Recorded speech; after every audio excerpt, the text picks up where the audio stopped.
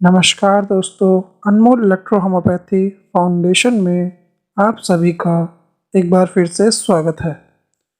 दोस्तों, पिछली क्लास में हम लोगों ने P2 के बारे में पढ़ा था। आई होप आप सभी को P2 समझ में आ गया होगा।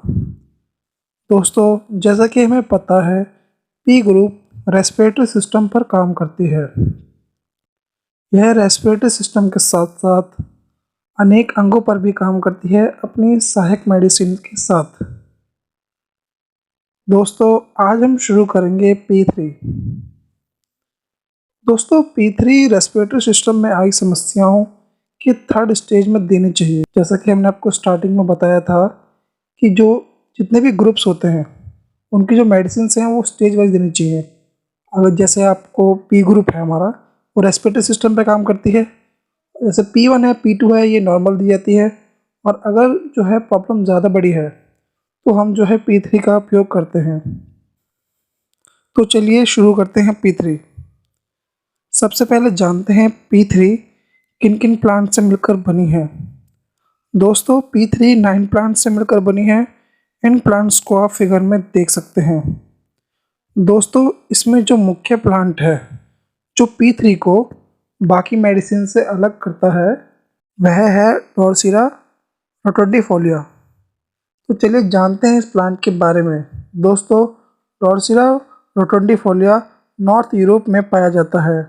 यह plant anti inflammatory and anti spasmodic होता है।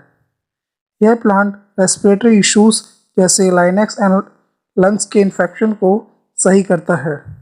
इस प्लांट में जो ड्रोसिरा है वह जॉइंट पेन एंड इन्फ्लेमेशन को सही करता है। दोस्तों, ड्रोसिरा रोटिफोंडिलिया रेस्पिरेटरी सिस्टम में आई समस्याओं को सही करता है। तो चलिए जानते हैं P3 के बारे में विस्तार से। दोस्तों, P3 छोटे बच्चों एवं महिलाओं की रेस्पिरेटरी सिस्टम की सभी समस्याओं पर काम करती है। जो छोटे बच्चे होते हैं और जो महिलाएं होते हैं उनके अंदर P3 ये काम करती है। जो छोटे बच्चे होते हैं 15 साल से नीचे या फिर 13 साल से नीचे, उन बच्चों के अंदर जो है P3 काम करती है। दोस्तों, P3 को रेस्पिरेटरी सिस्टम में आई प्रॉब्लम्स की थर्ड अवस्था में देना चाहिए। जब रेस्पिरेटरी सिस्टम के ज़्यादातर ऑर्गन्स में दिक्कत आने लगे तब हम P3 का इस्तेमाल करेंगे। जो हमारी P3 है ये जो है बलगम को टुकड़ों में तोड़कर बाहर निकालती है। अगर इन्फेक्शन लंग्स तक पहुंच जाता है तो यह उसको ठीक करती है।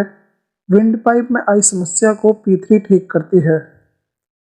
यदि किसी पेशेंट को सांस लेने में समस्या हो रही है और उसको कुछ फंसा फंसा सा मतलब गले में फील हो रहा है तो P3 उस समस्या को समाप्त करती है।